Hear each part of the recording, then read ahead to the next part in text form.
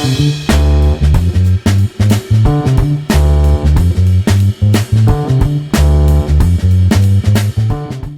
up, everybody? It's Lawrence again. It's great to be back. I have just gotten back from Peru and Bolivia after 2 weeks on vacation, so sorry for no videos, but at least I'm a little more tan. So while I was away, I didn't actually know I was going to get this shoe because about a month ago, when these came out, I actually put in a lowball offer for about $325 on StockX, and these were selling about $450 to $500 at the time.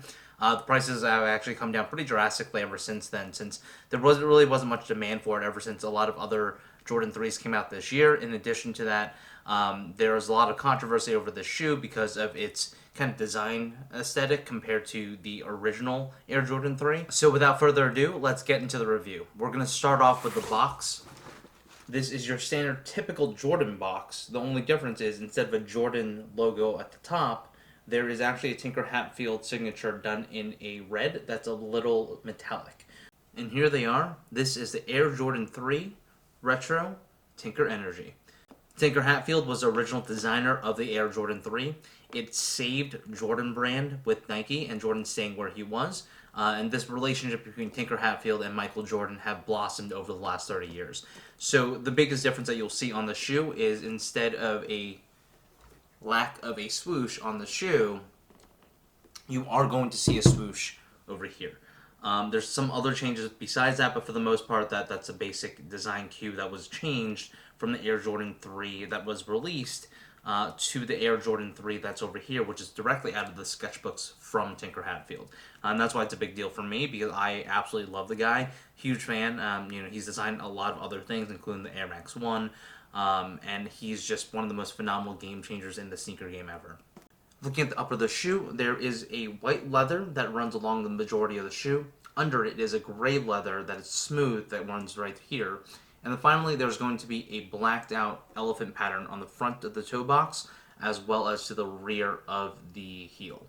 Then there is an infamous and controversial Nike Swoosh that is over here. One of the things that I do want to say about the shoe is, if you're buying it to be the retro Air Jordan 3, you're obviously completely and utterly missing the point. Regardless of how controversial these are, this is history being recreated for you to buy.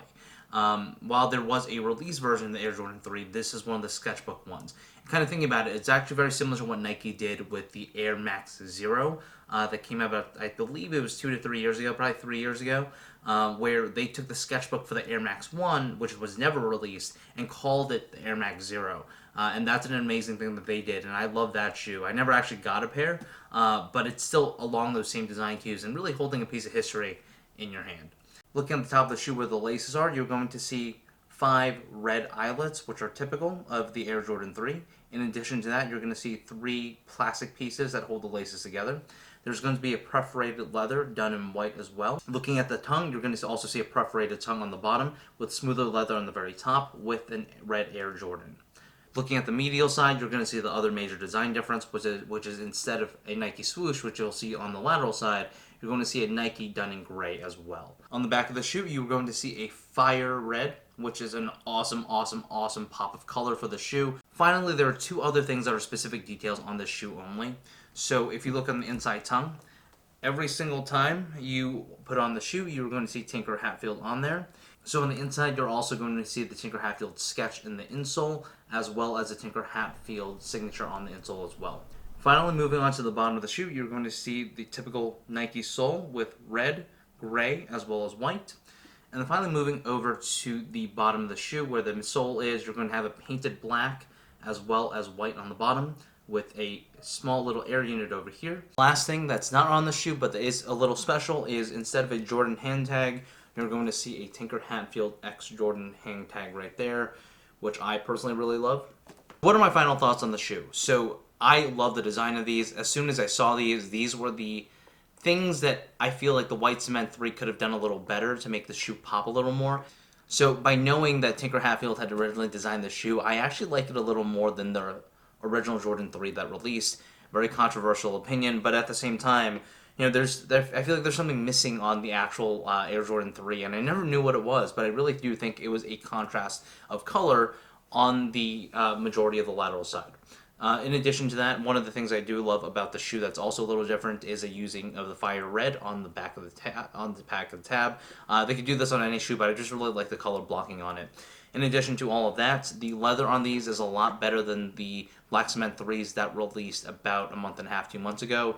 Those specific leather pieces, especially on my pair, were not that great. So this is a lot softer, but compared to some of the Jordan ones that have released, I would say that this is kind of in the mid-tier quality for Jordan-based leather. There were some slight quality control issues, which I don't blame either StockX and or the seller. There's a little bit of paint that's chipped off over here, as well as a bit of glue that's over here. I can easily take that off, so that's not a big deal. The ones I really wanted are the Justin Timberlake ones. Unfortunately, those are really, really outside the price range right now, especially since I don't really wear 3s that much, and so it's a little steep for me to have, but if anybody wants to gift me a pair, you definitely go ahead.